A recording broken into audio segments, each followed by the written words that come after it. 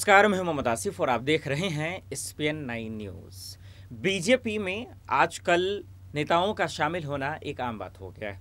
एक पार्टी छोड़ दूसरे पार्टी में शामिल हो जा रहे हैं, लेकिन अगर किसान नेता शामिल हो जाएं तो फिर एक बड़ी बात हो जाती है।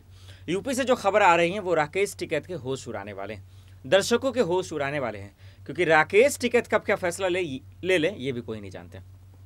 पहले मामले को समझ लेते हैं कि दरअसल मामला क्या है। बीजेपी के पहले जो अध्यक्ष थे स्वतंत्र देव साहब थे, उनके हटने के बाद जो अध्यक्ष बने हैं वो दरअसल किसान से आते हैं।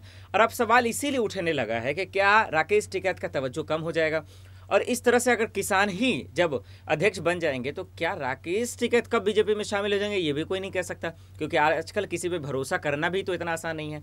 क्या ऐसा हो सकता है? पहले मामले को समझ लेते हैं, फिर उसके बाद समझेंगे हम लोग ऐसा हो सकता है या नहीं। खबरें क्या है, बीजेपी ने जाट नेता भूपेंद्र सिंह चौधरी को बनाया है यूपी का अध्यक्ष।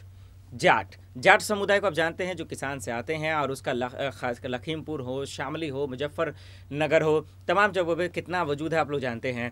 ये चीज़ इसको बनाने के बाद बीजेपी की दो मकसद हो सकती है, और इससे क्या हो रहा है पहले आगे देखिए। अब राकेश टिकैत से लोग सवाल पूछने लगे हैं, तो किसानों का रुख जहां कहा जा रहा था कि बीजेपी नाकाम रही उसको मनाने में, लेकिन इसके बावजूद यूपी में अच्छा उन्होंने पकड़ बनाया, तो अब लोग यही पूछ रहे हैं सोशल मीडिया पे कि जब जाट किसान शामिल हो ही रहे हैं बीजेपी नेता में, और बहुत सारे मंत्री भी हैं, तो फिर राकेश टिकैत जो इतना हल्ला बोल रहे हैं, क्या इसके पीछे भी बीजेपी में जाने की तमाशा तो नहीं? अब हम आपको 3-4 एग्जाम्पल देते हैं कि वो नेता जो बीजेपी पर आग बबूला होते थे, गालियां देते थे, उनको ललकारते थे, लताड़ते थे, और वो आज बीजेपी में ही हैं। चलिए शुरुआत करते हैं। हार्दिक पटेल आप जानते ही हैं, सुनील जाखड़ आप जानते ही हैं, सब का सब बीजेपी में शामिल हो गए हैं। तो राकेश टिकैत हो जाए कौन जाने गया। बहरहाल देखना होगा कि आखिर राकेश टिकैत इन तमाम बयानों पे क्या कुछ कहते हैं।